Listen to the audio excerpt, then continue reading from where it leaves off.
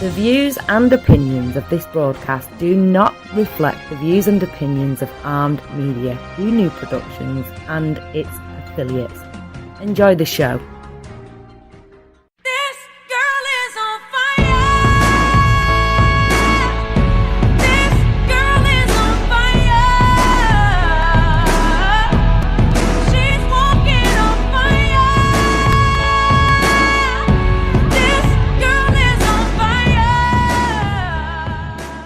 Hello, family and friends. Jamie Lynn here, host of Armed Radio. As usual, always excited to be here. The power of persistence is our topic for today. And excited to have Shawn Severs here, my guest, an amazing young man that I met in marketing school a couple years ago. And you are the epitome of the power of persistence. I'm honored. Indeed. I'm very honored to have you on the show. So thank you, Jamie. Thank you, Shawn. The power of persistence. I just think you're so amazing. You know, we met a while back and in the marketing field, and the power of persistence is something that definitely rings true to you lately, right? Yes, indeed. It's that's the one thing I pride myself on. It's just keeping at it. It doesn't matter how high or how low. It's like the little engine that could. When we're younger, you know, we read these fables about, little characters. We love cartoons when we're younger, and yet the analogies are just so powerful no matter what age we're at. So it's like, just keep going, just keep going. Right? Just keep swimming. Just keep swimming. I remember right after an event that we were at out in Arizona together, I flew to Montana, and we were crossing the lake with Billy. I don't know if you remember Billy Hunter, but he and I were crossing the Glacier National Park ice, and underneath you could hear these noises as you're walking across the frozen lake and seeing these other guys on the other side fishing, ice fishing. And I was petrified. I was going to blend petrified with terrified together, but petrified. And I just kept singing that song, just keep swimming, just keep swimming. And then, of course, when we got to the other side, the native Montanians were like, are you guys crazy walking across that? It's not completely frozen through. I was like, that's what? Well, lucky you made it through, and we're talking today, because that could have went one way or another. But good thing you didn't freak out. No, totally. And when we got to the other side, it was awesome because they hadn't caught anything all day, and it was like we had brought the love and the energy and the power over, because they literally within like 2 minutes of us being there caught a fish, and it was the most amazing thing. And we got it on camera. I'll see if I could find it and I'll share it. And just watching ice fishing for the first time was amazing. Yeah, I've done it once before. It's something I enjoy. It's different, but I definitely liked it the time that I did it. But it was definitely an adventure. Never been fishing on the ice, but it was thick enough, because I was thinking that same scenario. I was like, is it gonna freeze? I mean, is it gonna thaw out, or are we gonna be on a thin piece of ice where we're gonna fall through? But it was in Michigan, so it was like 20, if not 10 degrees. We were good, but. Yeah, that sounds really nice right now, since we're on the West Coast and it's about 110 outside. Hey, I'll take that any day. We're from the East Coast. Yeah, I'm good. I like the heat versus the cold. So tell us, what is your greatest story that you have to share with our listeners on the power of persistence for you right now? What's going on with you, my friend? That's a great question. I'm sure I can go many directions. So just persistent. So a story for being persistent. So when I got my internship for the school, the entrepreneur school that once was out in Arizona, it was an internship for entrepreneurs, where I had the opportunity to be mentored by people like Robert Nava, Brian Dixon, Chris Recker, all of these people. But the way I got into that internship, number one, I moved to Arizona in 2016 from Michigan. January, I went to a conference in New York. I met Ty Lopez. I was following him for about a year prior. Saw his commercial in 2015, and then March 2016. I would say he influenced me to kind of take that jump because in Arizona I didn't know anybody at the time. It was just me and my dog. Someone said they had a room open. I was like, sure, why not? I'm going to interrupt really quick And for our listeners that don't know who these guys are. So, in the internet marketing community, he's naming kind of like the guys that are just killers in the field. So, Ty Lopez, Chris Recker, Brian Dixon, Robert Navarre. Those are guys that are just amazing at internet marketing. And what internet marketing is obviously, selling and sharing knowledge content online through the internet. So I want you to continue, but for listeners that don't know who those names are, that's how yeah, to you and give I met context. is, I've been an internet marketer myself on the back end. Most people know me as a clinician and a researcher and author and all that good stuff, but we deal with a lot of government red tape, so we're trying to figure out the infrastructures of the back end on how to beat the big boys.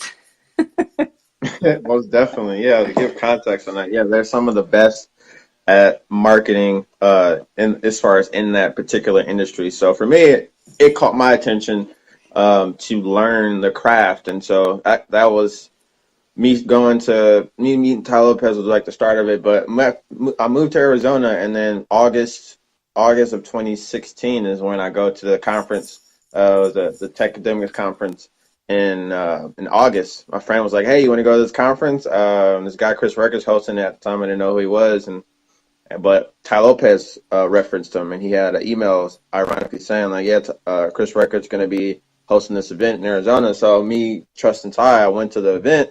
It was only like, I don't know, 25, $50 for the event. And it was like 1,000 people there. And it was like the opening of this school. And I connected with, and it was at this hotel. I forgot it was like the Hyatt Hotel in Scottsdale, Scottsdale. Arizona. Mm-hmm. Yeah. And during the break, I sat down with, I'm a natural butterfly when it comes to talking to people, but I sat down at this table during the break. It was like by the pool, and it was this group of people. I didn't know who they were, but now that I know, it had Jonathan Foltz, who's another big Aw, marketer, love Jonathan. Damien Damien Coglin. Oh, give me like 2 seconds. Okay. So the guys he's naming now are just amazing. Lawrence Aponte, Damien, the Irish marketer, Jonathan Foltz, they're all the pitch guys now. That's their current project. But yes, back Yeah, then, everybody's so amazing. So yeah. yeah. I kind of just I You stumbled stumbled upon upon them, the big boys as you were being a little and butterfly. they're like, hey, you want to sit down? I was like, sure. And me, I'm a natural butterfly, so I just was like, I sat down and I kind of got to know everyone. And this is at the time for Damien. Damien, at the time, he just got involved with Shopify. So Shopify is an e-commerce platform for those that don't know, where you can essentially make your own store. So instead of buying at Walmart, you can get a online website where you can sell stuff from like AliExpress, Alibaba for like as low as $30 a month. And now you can So link it to Amazon. Tammy, got to give a shout out to the ladies, Kathy and yes, Tammy, my girls. Tammy's a boom. Yeah, she's the Amazon queen.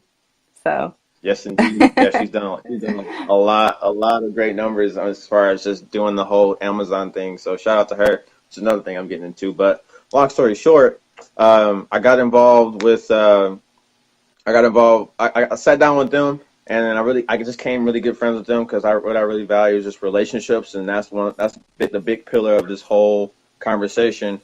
Just kept ties with them, got their social media, and again, it's at the time that Damien he just started. So this was, and then fast forward 11 months, he's doing well over $1 million with in revenue with online e-commerce. But come February 2017, Chris Records asking for interns, aka entrepreneurs, for this school for people to have the opportunity to learn from these big people that are making these big moves in the industry, like John Albertson, another amazing guy. John's awesome.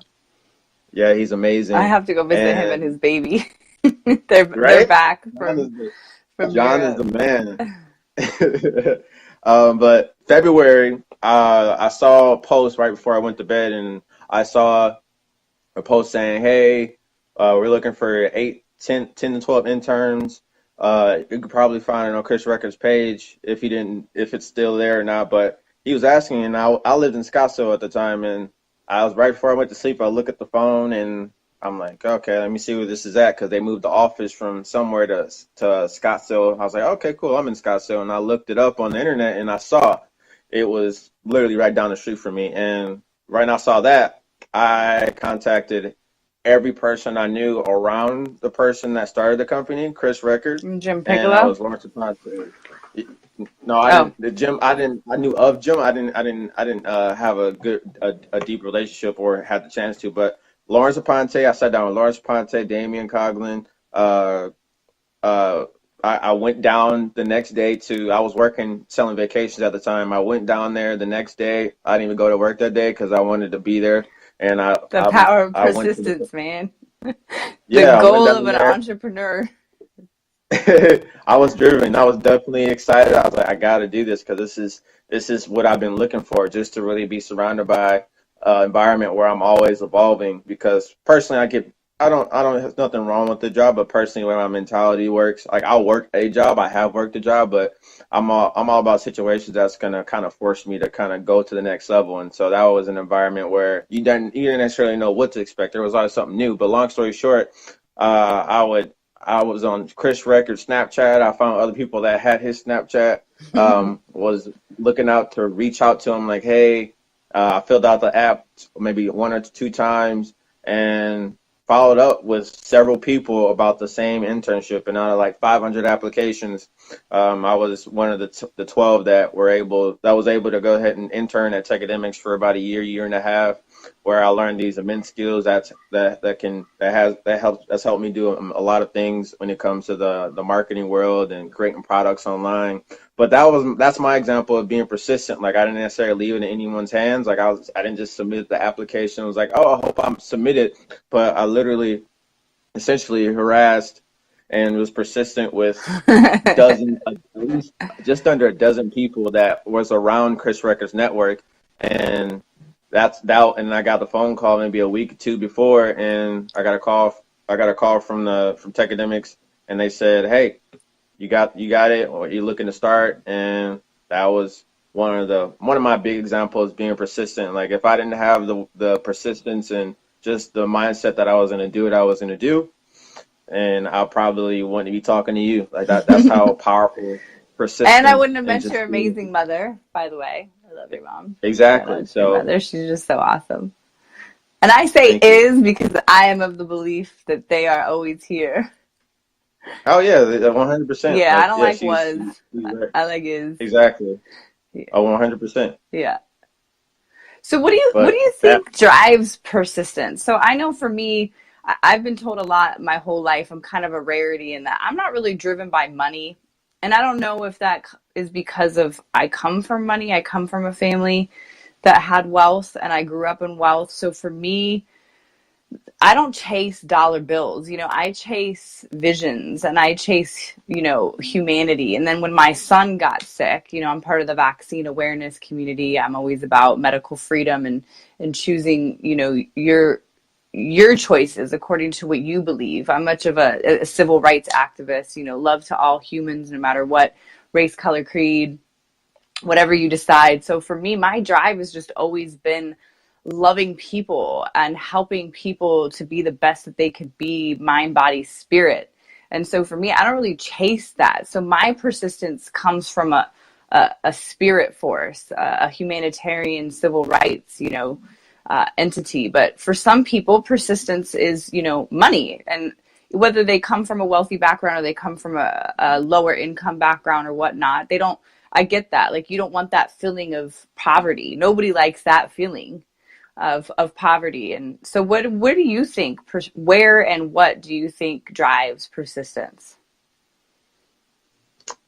so it depends on the person, but like I would just use me for example. Like money is a resource. Like you can't necessarily neglect it, but it doesn't, like I don't value money like I value a relationship, because where I've gotten to this point, when just not looking, you have to pull from two directions. You have to pull from the fact of, you got to look at your day to day, but don't get too overwhelmed with where I'm going to be in 5 years. Like you can have a projection or a vision on where you're going to be, but it really comes down to getting what you want. Really comes down to your day-to-day actions. Like we're doing this. Like I'm doing an example of 30 days of free value. So I'm doing that, and I don't necessarily have any expectations of anything coming from it. Like so, every day I'm posting on Facebook. I'm posting on LinkedIn. I just haven't done it as much as I have on Facebook, but I've been consistent every single day for the past 15 days. Today's day 16, and I'm consistently and being persistent and just providing something that's of value. So, but I know it's a seed that's being sown. So me doing that, I've naturally over the past have had so many great things. Like I try not to focus on just instant gratification. I try to neglect it. So I feel like if you learn how to neglect instant gratification, especially in a world where we're just built for convenience, especially living in America, that right there is a big driver to just be persistent in the little things every single day, because you sow so many seeds. Like I forgot how Jim Rohn says it, but you sow so many seeds, like Something's bound to sprout. Something's bound to sprout. Like you can't look at it and be like I always say this. This is how I'll summarize it. So I'm not infatuated with getting anything right. I'm gonna learn how to tie my shoe. I'm not gonna beat myself up the first time, the second time, the third time. I'm gonna be more so infatuated with the 10th time around, because by the time the 10th time comes around, I'll be way better than I was the first time. But there's so many people that are so hard on themselves the first time doing something, or they feel like they got to get it right. They're supposed to get perfect. It makes people a statue in the sense of just never doing anything. Because there are people that do get stuff the first time. There are people that hit the lottery, but to bank on the 1% of people that have overnight success or something that happens with them barely touching it, that's a fantasy land, and mentally that's self-defeating. To have that expectation, you're always going to be sad, you're always going to be depressed, you're always going to be in the downs, in the dumps, having that mentality. So for me, I try to just focus on, if there are opportunities for me to get to point A to point B quickly, especially in this day and age, but that by all means, that's not my expectation, and everything that does happen is a bonus. So it's more so shifting your mindset. If I had to summarize what I just said, neglecting instant gratification and really showing focus in the little things on a day-to-day basis, if that makes sense. Totally makes sense. And what I'm thinking about, though, is, we have a proliferation of mental health issues, like you said, depression and anxiety, suicide. A lot of these things are on the rise, especially when you look at the millennials, and you're a millennial. And I just think you're so mature. So foremost, I want to just obviously give you the compliment that you so deserve in that. But I see, as an expert who's, counseled thousands of families and children, and the younger generation is all about instant gratification, all about this lifestyle that, from whether it's from video games, or it's from our education system, or it's from social media, it's from the lack of parenting in the household. I mean, we have a lot of variables that are happening in today's society for the standard youth that are growing up. And so for you to say those things is just, it's absolutely right on. And how do you have the power of persistence? Where does it come from you? And I'm going to venture to say that mindset that you just shared, that's so valuable, in contrast to a lot of what the younger generation is dealing with being able to be patient, not have instant gratification, probably came from your upbringing, right? I mean, that came from your household, from values within your family unit. Is that accurate? Yeah, I definitely dedicate just my ambition and my work ethic really comes from my family. Like my grandmother, she's about 70, almost turning 70, and she's still every time we go over her house, she's always trying to work on something. She's always trying to do something. She used to, work on a farm, milk the cows, pick the cotton, the whole shebang, and then that bled into my mother, who, she just was so persistent and just working at one point in time before she got diagnosed. She was working like 4 jobs at one time, and then my aunt, she's doing business. And so you're surrounded by women. Is that accurate? Just a lot of hardworking women. Exactly. Okay, yes, so you're an exemplary, of a male black man who's been surrounded by strong black females. And they Yeah. raised this So yeah, wonderful boy. exactly. So yeah, my family, yeah, we all live with the mom. Yeah, so mama's boy here for 100%. So uh, I was gonna say something else. So yeah, that, and then I've always had mentally, I've always had a mindset of being curious. Like I always like to use an analogy. Have you ever seen the movie Ants? Mm-hmm. I always like to say that's who I was as a person. So it's an Flick? animated Oh no, movie. no, that's a not ants. What's the one with Flick? Help! No, No, help! Bug's Life. no, not about Bugs Life. It's Like Ants ants. with a Z. So Yeah, yeah. it was it was made in like 1999, I remember 2000. that one. But They were like now they were living underground in the ants. Yeah, exactly, and you had a choice to be a worker ant, and you had a yes, choice to be a colony ant. I mean, a worker ant inside the colony, or you could be in the army going out and fighting for territory, stuff like that. But right. there's this one ant out of billions of ants that's like, why? So I'm always a person that's always been the person that asks why 3 times, and I like to tie this back to, you know, tie it back to just how I want to raise my kids once I have kids. Just really treating like there's only so many yes or no answers to life. To a lot of things, there's very little things that are just black and white. Life's too complex to just have a yes or no. So I think that really what I feel like that's how my mindset has been freely given based on my environment and a bunch of other things. Who knows? That's a lot of combination of things, but for sure my environment. But just not not necessarily just shooing stuff away. Like if someone says no, I mean like why are they saying no? I'm not gonna just go with the Inquisitive. flow. Yeah, the power of persistence comes with curiosity and inquisitiveness, right? Not to the Hmm. point of Yes. annoying though, because some people are like annoying. Like, why? I answered you. Why? Yeah. There's a certain extent, like yeah, obviously there's a certain extent, but Yeah. overall, it's even if I don't vocally say it, but it's somebody might say something you might say today. I'm like, why did Jamie say that? Why did he say that? I'll say it to myself. I'll look it up. Like, there's another thing. This gives you example. Like on my day to day, I listen to podcasts and listen to people like Tom Bilyeu, Gary Vee. Gary Vee. I Um, love Gary Vee. He's so real. I'm always listening, especially Tom. Frank Tom Kern. Bilyeu. I like Frank Kern too. Are you listening to Frank Kern? Yeah, Frank. I listen to Frank Kern also. But Tom Bilyeu is a person that he has such a wide vocabulary where I put myself in the mindset where I have to look up what he's saying. So I like pause the Wow. video and he'll say like inquisitive, and I'm like, what the hell is inquisitive? Because I just want to like, I'm so curious to the point of, I want to expand my vocabulary. I want to be able to communicate with multiple Yeah, people and have understanding different levels misunderstood of words is conversation. huge. Like, I use this book. We were going back to like, this is the way to happiness. This is kind of a book I use a lot of Christian churches, just non-denominational churches. They use it, but in one particular church, they have something called misunderstood words, MUs.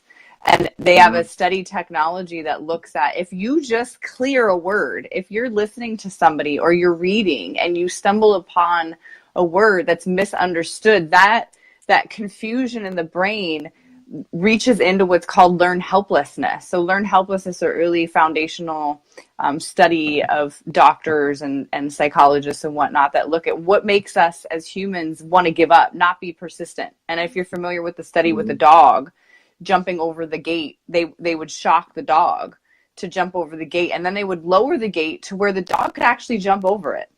But because the dog was so conditioned and misunderstood and wasn't paying attention to the fact that the gate was being lowered, he was just so used to being shocked or confused about what was happening.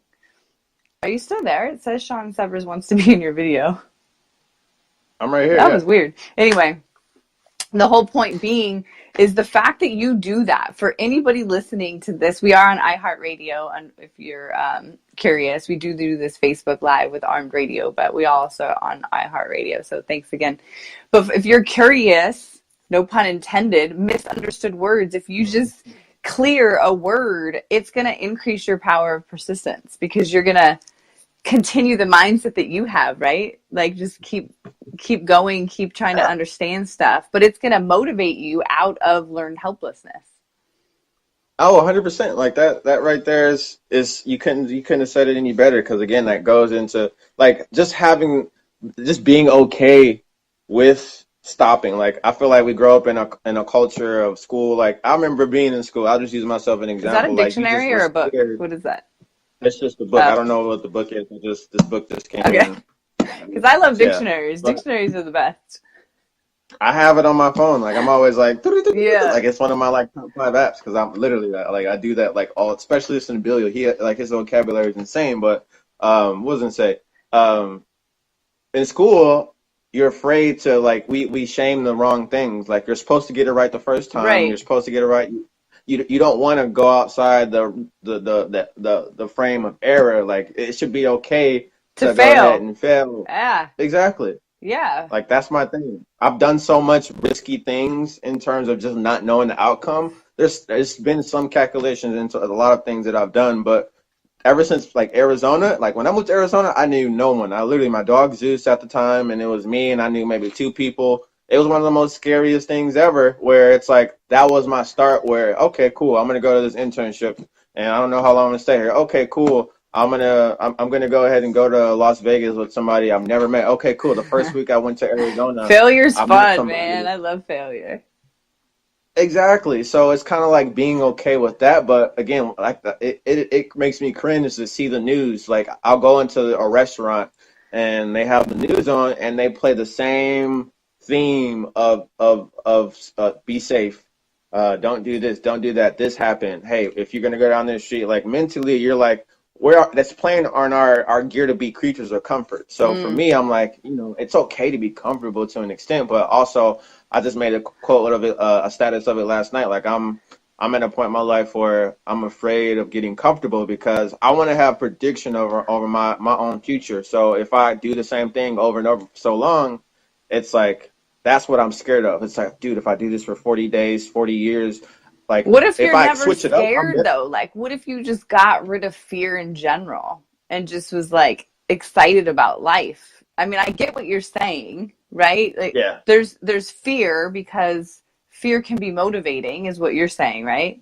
Like, yeah, but yeah, what it's if a you just got motivator. rid of it and every morning you just woke up? I did a post earlier today, like an attitude of gratitude is something I really have to work at. Sometimes I just wake up in the morning and I'm like, here we go.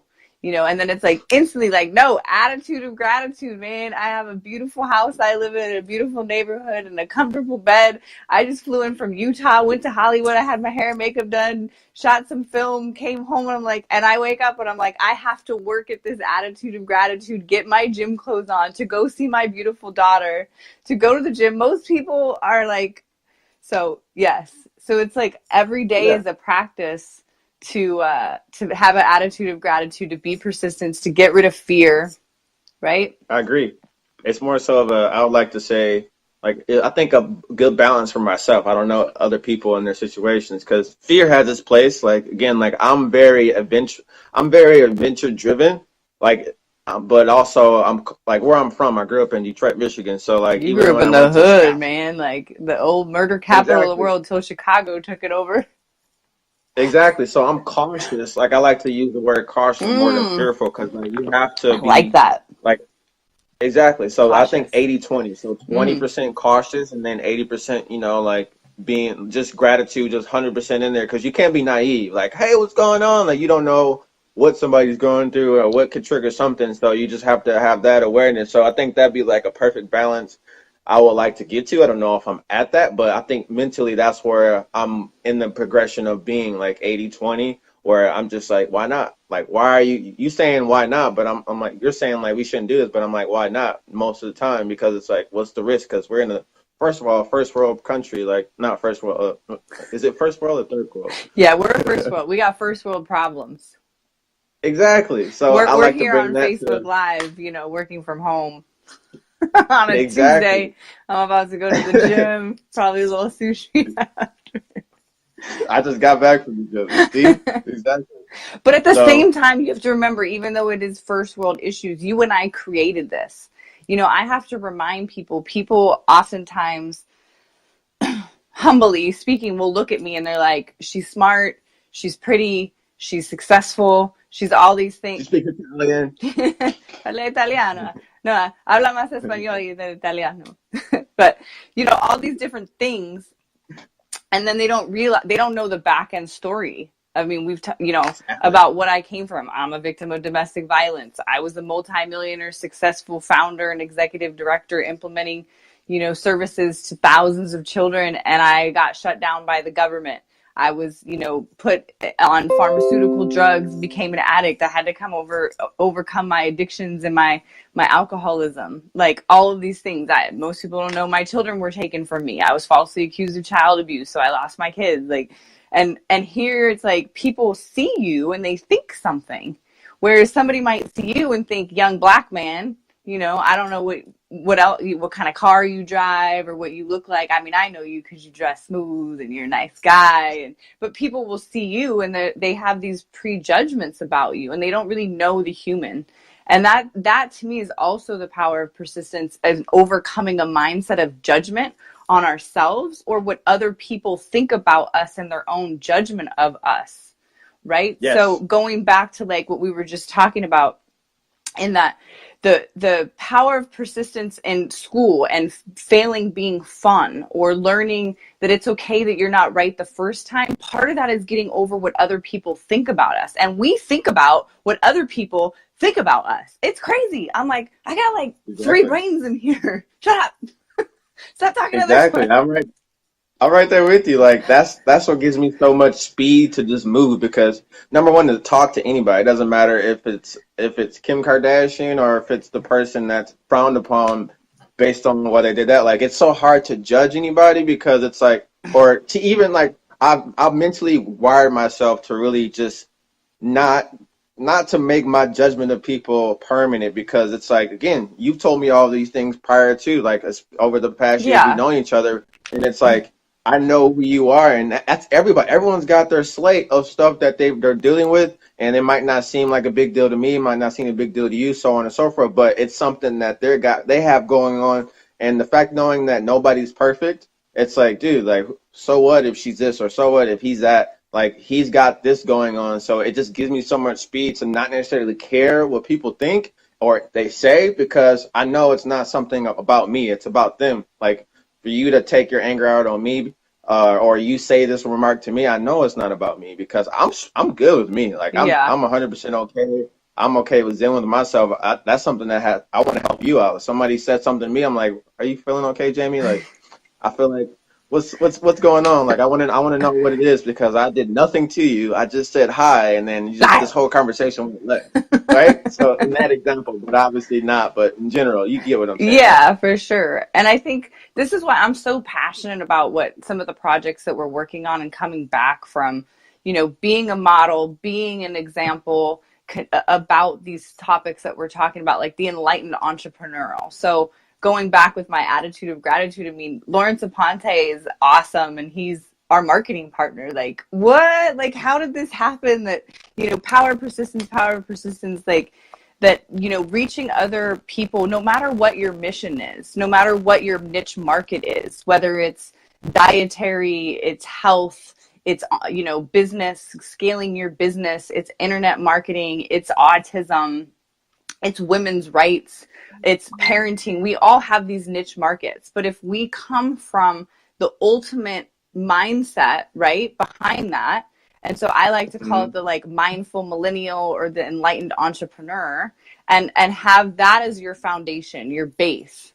So we can talk about all these things like the power of persistence, but it's daily. How do you get there? It's the workout for the mind, right? Like the gym. You and I go to the gym. We're working out our bodies. So, but how do you deal with those little voices in our heads every day? It's like, how do you deal with it? That's a good question. Like, I don't necessarily, again, I don't like to tell anybody anything because again, I like to recommend everything that I say or anything that I do highly recommend. It's something that I'm either working on putting into practice or I've already done it or I've already consistently doing it, if not living it. So, but that's a good question. It's, you have to really, I literally have like sessions by myself every single day. Like I'll be working. I'm like, yes, Shawn, great things are coming. Like you have to literally be your own cheerleader is like what I like to call it and what I've formulated. I've said it in my head a million times and I've had people come reach out to me and like, Shawn, why do you seem like this? But I think one of the keys is you have to be your own cheerleader. You have to be the person that if you're not gonna hype, you gotta have some type of narcissism in you to just hype yourself up. You're like, man, you look good. Like, damn, like Shawn, like Dang. this Look at is my gonna work out. hair. Woo! That's what I'm saying. My Like, hair you've is got to on be your own point. This is cheerleader. somebody else did it last night. See, regardless, like you have to be your own. Like, great things are coming. Like, you Right. have to be. I'm literally sat and just talk to myself where I'm either playing out a pitch or I'm trying to close a deal. I'm like, man, it's gonna go well. Like, you have to speak those things into existence mentally because your brain, your brain's listening. I forgot what Jim Quick said. Did you go to Thrive? You were at Thrive. Yeah, you were at Thrive last year. Of course, you were at Thrive. I remember that whole craziness, especially after. Like Jim Quick said something. He was like, "Your brain listens to you, listens to every thought, good and bad. So even if you don't believe it, like I had a friend, she said, I need to go see a therapist. I need to go see a therapist. I need to go see a therapist. And I was like, yeah, that's fine, but yeah, that's not going to change anything. You have to pump you up. So even if you don't believe in it, even if you don't want to do what you say you don't want to do, you have to just say it. Like I was like, practice this. I was like, I'm amazing. All right, say it again. I'm amazing. I'm Like, amazing. see? It just feels good, smiling and I everything. But like the little I stuff am like love, that, I am light. Those are my things. Like I am love, I am light. I'm a child of God. I'm good. I got this. Let that you story have to. go. That's my new thing is let that story go. We tell ourselves stories that are just so patterned and conditioned into our mind. And I think that's what drives those private thoughts that we're having, the private behavioral. It's funny, and I'll give a little bit of value on the background things I learned in graduate school is like the power of the story can come from different perspectives. So in the behavioral world, there's four functions of behavior. There's attention seeking to gain access to something, to escape or avoid punishment, or stimuli. So there's these four categorical aspects on how humans behave through their data analysis study of watching humans and looking at humans almost though, this is why I don't really like behavioralism, not as a soul, not as a spirit, but just as comparative to a mammal. So these four functions of behavior, attention seeking to gain access to something, to escape or avoid punishment or stimuli, drives the thoughts in our head. And there's truth to that. Am I trying to escape or avoid failure? Am I trying to escape or avoid people judging me? Am I attention seeking? Do I want people to look at me so then I could tell myself I'm so awesome? Or do I want to get access to something? Do I want that Ferrari? Do I want that client? Do I want that girl or that boy or that relationship? So it's all about getting something. And then stimuli is that internal drive that we can't really control, like alcoholism or drug addiction or sex addiction or gambling, or we all have some form of a stimuli driven behavior pattern, And so for the most successful people in life, it's the power of persistence. It's positivism. It's just keep going no matter what. Fail, go, fail, go. So in that aspect, we have these things called private thoughts. And so what's triggering off in our head through those mindsets are one of those four categories. So that's behavioralism. Then you have like cognitive behaviorism, which doesn't look at the human being, the entrepreneur, or whatever topic we're talking about, as a behavioral or a soulless animal. It looks at us as thought, mindful thinking creatures, people walking around planet Earth. And it's, thought processes like I'm never going to succeed. I don't like myself. I'm never going to get what I want. And so being able to be conscious of that thinking pattern and change it into I'm okay with who I am. I love myself. It's okay if I fail. And so we like target those particular thought process. Then the last category you have essentially, which is called existential humanism, which is, I think, a huge movement right now, which is mindfulness, enlightenment, is learning how to just let those thoughts or those behaviors sit within ourselves and enjoy the quiet, enjoy the calm, learning how to relax our minds, our bodies, our spirits, and our souls. And I'm a huge meditator, I'm a huge prayer, but I'm also a huge intellect and action oriented reading, study technology, reading, listening to iPods, to other people, doing things like this that help interact and engage myself. So that's my short value for summing up, how does that's great. one control the power of persistence, and then taking those things and applying them. But I do wholeheartedly believe that we need a coach. We can be our own cheerleader, absolutely, our own coach. But the power of persistence without a mentor is going to fail you. It's like you said, you got to have some narcissism, but you have to have humility and humbleness to drop to whatever it is, your knees, and to the universe, to God, but at the same time have a human interaction, a mentor, a group of people that you belong to that get you going where you need to be. I agree. Like it's a weird play because it's like it's like having like three volume, like three buttons, and then you gotta like control the volume and like the intake of like all. So you gotta like you have to pull, all right, 20% of, I don't know, narcissism. I'm making up stuff. 20% narcissism today. It has to be 40% humility, and this day you gotta have 60% practicality. Like you have, like, I 100% get, because at the same time as I am my own cheerleader, I'm also one of the most, my humility is like so out there. Like I don't have no problem learning from anybody. So it's like you have to be able to play from both cards, which is, I think, I don't know what the answer is to that. I just know the formula of being super your own cheerleader, but at the same time, like, hey, I need help, or hey, can I hang around with you? Like, just I think one of the components to that is just, again, you have to play against the chemistry of your brain, and by doing that, you got to really shake up your environment, regardless if that's who you're hanging around, or if you've never been out your city, you need to go to a different city. If you've never been outside the state, you need to go to a different state. Just do something that's really going to make you recalibrate, because we're creatures of comfort, but we're also creatures that know how to adapt. It's not the strongest, it's not the fastest, but it's the most adaptable. So playing on that concept, like, example, I just committed to, I'm going to say it vocally for the first time, I've committed to skydiving. I've never done it. I've never done that before. My friend was like, hey, like, I need to do something, like, I want to go skydiving. I'm like, let's go. I was like, shit, what did I just say?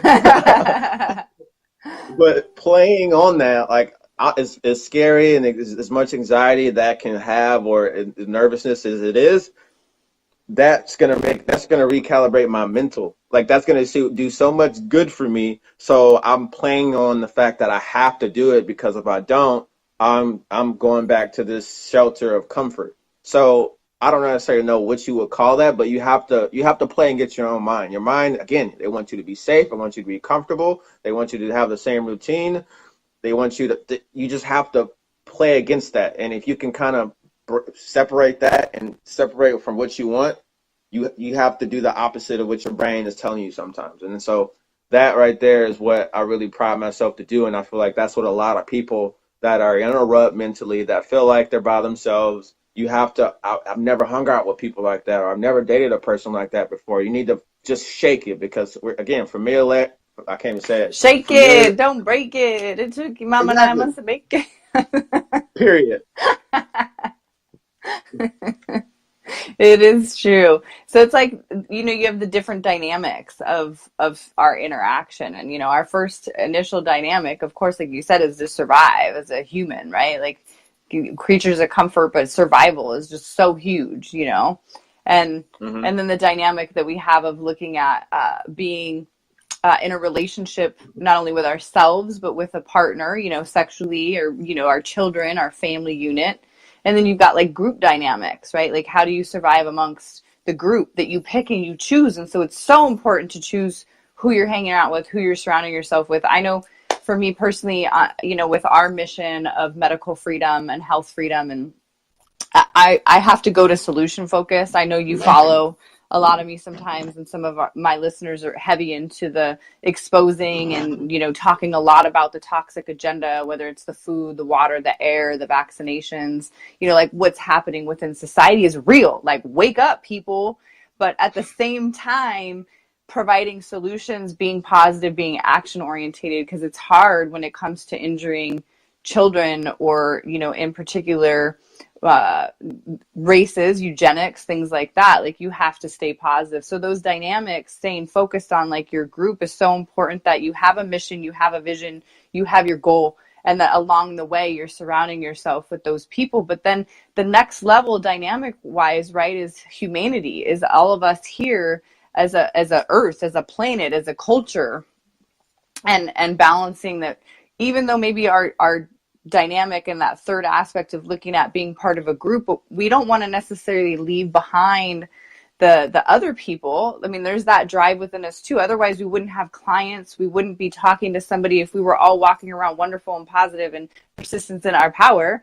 You know, we wouldn't have a tertiary, you know, or a binary level of interaction. And so it's like super important to remember that too. Somebody told me an analogy that just stuck with me, is always leave the door open for those people. Don't shut the door on anybody, even, you know, the worst of the worst in prison. You know, like always leave that door open. There's always an opportunity for that person to grow, for that person to learn, for that person to heal and be a productive member of society. You can take that like very far out there analogy of somebody, but you can also use it within our own circles, right? I mean, we've experienced within our own circles a lot of like shit went down in the marketing community and what we were working on.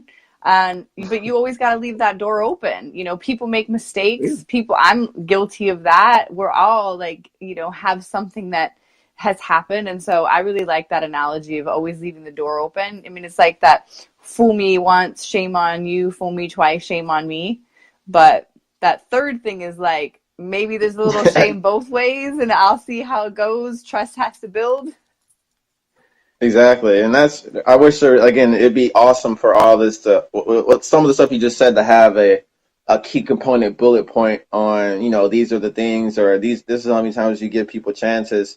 And I guess it just depends on the person at the end of the day, because that'd be awesome to just know. But again, it's like, it really comes down to you. And like, I don't know, I just wish, like, that's what I'm saying. Like, and that's why I'm still hesitant on who I talk to, and not even who I talk to, but what advice I give and how I give it. Like, again, I don't want to never give anybody. Sorry, I'm just checking the time for the producers because I have to end right at the time for them to chime in the music at the end once they edit our show. Sorry about that. Okay, for sure. I'll be quick.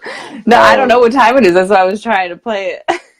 Sorry, go ahead. Oh, how long is the audio? I mean, the live? Yeah. It's at 46 minutes. Okay, you're awesome. All right, we got till 55. Tell me when it's 55, because we do 2.5 minutes in the beginning and 2.5 at the end. I got you. So thanks, love. Because we got people commenting and they're digging our conversations, so we'll keep going. And of course, as usual, if you like this and you feel like the value is important to you, your family, your friends, your clients, share away. Most definitely. We'll have to answer some of those, or if any, because I haven't even seen it. It's not on my phone. It doesn't show you. It only shows me. Okay, fine. Yeah, we'll go into that. But yeah, again, if I had to summarize what I said earlier, like, that's why, like, this is one of the things I'm practicing, because it's like raising kids. You just don't. There's no book to raising kids. So actually, there are some books to raising kids. People say that, but there's books to read. But there's books to read, but the way parenting, just like every like technology evolves. Anything you learn, you read a book, you're going to learn the most through experience. But you got to go through a training manual in the beginning. It should be mandated that before you have children, you have to read some books on parenting. I think so. Oh yeah, that'd be great. Yeah, 100%. That'd be, like I said, that'd be great. And again, it'd be great, but again, I don't want to speak. You just never know. It's like, I don't want to speak for everybody, because it's like, again, like, you just never know anybody's situation, because that could apply for most, but not all. Mm-hmm. Who knows? It's a yes, but who says it's 100% yes? Because again, it's like, that's very. But yes, you should have some type of guidance. I feel like, even if it's kids, if it's, I don't know, health, wealth, love, and happiness, to have some type of template to go off of. But you're spewing out some Ty Lopez stuff. Health, wealth, love, and happiness. The 4 pillars. Hey, he put me on my journey. Like, it was first like Eric Thomas, Jim Rohn, and then Ty. He got me in 2015, and honestly, that's where that's where a lot of things flourished when I found out about him. But yeah, I don't. Like I said, it's life is too. Again, it's too. I got this from him too. Life is so complex. Where to any for most things to be black and white, it's just some things don't even have an answer yet, or you just kind of have to go off based off your situation. So, but let's go into questions, or if you got anything to say, because I know you got time or whatever. All right. Well, we're covering the power of persistence, and somebody asked about, again, balancing. Was it? Let's see. I think it's the humility with the confidence. The being. It is hard, to be humble and to have humility, but at the same time be like, I know my shit, man, and I am the shit. I am good. I think that's perfect right there. So if I had to give some type of like like very definitive advice where I feel like a lot of people could have this apply to, just stick with don't don't come out of the gates thinking you know everything, or just come into something. If you don't know something, come at it from a humility standpoint. But if you start to notice that you're better than most people you come around at that thing, then I should say out of 100 people that you meet or that you know, you're better than most people around you. Maybe 10 people might be around you out of 100. Then I would say it's okay to go ahead and, as you continue to grow that circle of influence, and know that you're better than most at what you're at. But the humility, but outside of that one thing or that niche or variety of things that you're good at, then don't come at it from, again, humility standpoint. People like to give advice on stuff that they have no clue about. Like, people are afraid to be like, I don't know. People feel like, yeah, I know Italian. And all of a sudden Jamie's like, she just straight up spits knowledge, like, and they're like, I know a little bit, not all of it. Like, it's okay. Again, it's okay not to know. Like, we brought up in a society that we feel like we have to know everything. It's okay to have, like Gary. Gary says you'd be shocked if we were in like a lawyer conference and how quiet I would be. Gary's really loud about this, and he's just so happened to be good to broadcast it. He says everything else he sucks at. That's what people forget about, and that's why I love watching him and kind of implementing his mentality and mindset, because he literally sucks at everything. He says it all the time. It just so happens to be what everybody wants to chase in terms of financial independence and building an empire, which is like, you really don't want this. Trust me, you really don't. But if people learn to just really preach what they know, and then have the humility to really listen about all the things that they don't know, because people's ego and what they know bleeds into everything else, which they feel like they have to know because they're so good at this one thing. So I think that, I don't even know what you want to call it. I might have to give that it's a sensational, I don't know, sensational tip. Silos. So I love the word silo. So most people don't know silo, but silos are like, a cylinder, if you will, that's full of knowledge, and then they're siloed. So of course our brains have silos, or we're splintered, or we're narrow in one particular area. It's like, I can play softball and I can shoot a little bit of basketball, but I don't know how to play hockey. I know a lot. I mean, it's that mindset too about, do you know a lot about a little of everything, or do you know a lot about one thing and not a little of everything? I don't know if I said that correctly, but I'm sure you understand. What are you talking about? Yeah. So for me, when it comes to balancing humility with knowledge, I do have, I pride myself that I'm very knowledgeable, because not only am I a listener, even though I do talk a lot when I know something, I do listen no matter what area or Yeah, you're quiet. You have your quiet moments. field I go in. I think I know when to shut up, but I do know a lot about a little, and I know a lot about a lot of those little things. And so You're quiet when I meet you. When you're at tech, you just didn't say anything. All of a sudden, I think it was Thrive. You're just bam, and then now we're on here. So I think it's important for me. What helps me, going back to that question of humility, is most people, again, they don't realize the educational background I have, a bachelor's, 2 masters, did 2 doctorates, and like 1,000 different certifications. When people see my Facebook, or they wonder who I am and why I'm traveling so much, everywhere I go, I'm looking for knowledge. I'm looking for solutions so that I can bring that back to people. I hang out with lawyers more than I actually hang out with other professions. I'm usually around doctors and lawyers and other researchers. And then I marketers, I'm learning. I've been learning marketing. I've gotten some clients through marketing and doing that, and figuring out, like, personally, my next move, like, what do I do with all of the stuff that's in here? But one analogy, it's not an analogy, one experience that stands out for me is I got into my area of love and focus and vision for helping humanity was because my mom took me in high school to feed the homeless. And I mentioned, I grew up in a wealthy neighborhood. I grew up with wealthy parents. I was never lacking. Hey, Lewis. Mm-hmm.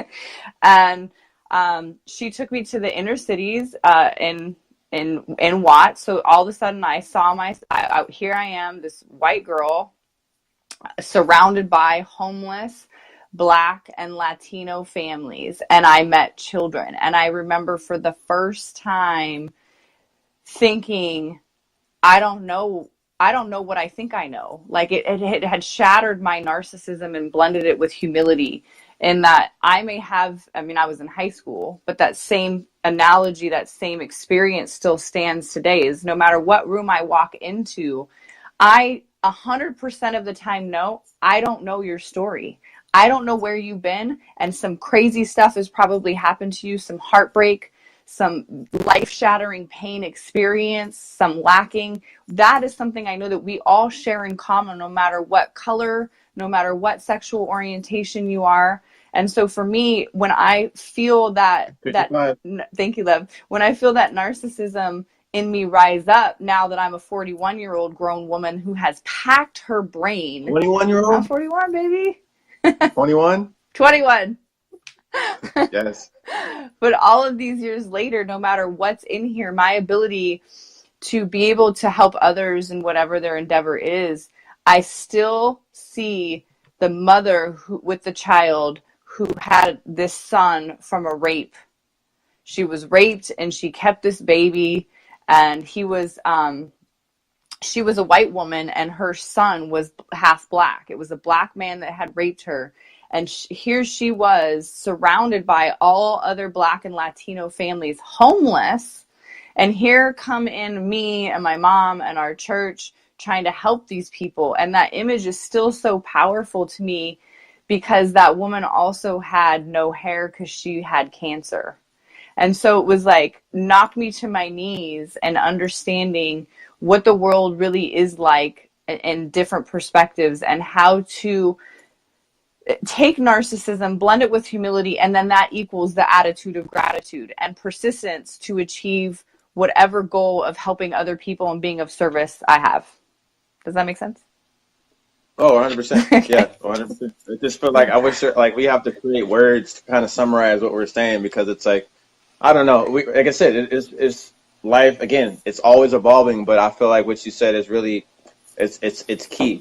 It's key to really just being abundant. And the last thing I'll say is if you tie your purpose around, I feel like you can really live a good life and have a good heart and have great intentions, or really just keep it going along with persistence. If you tie your mission around helping people in some shape or form, you don't necessarily have to hold someone's hand. Again, us doing this, it's not just for us. Like it's for me. Like every time I do a live, I have some type of little anxiety, just like, here we go. I don't know what's going to happen, but let's go.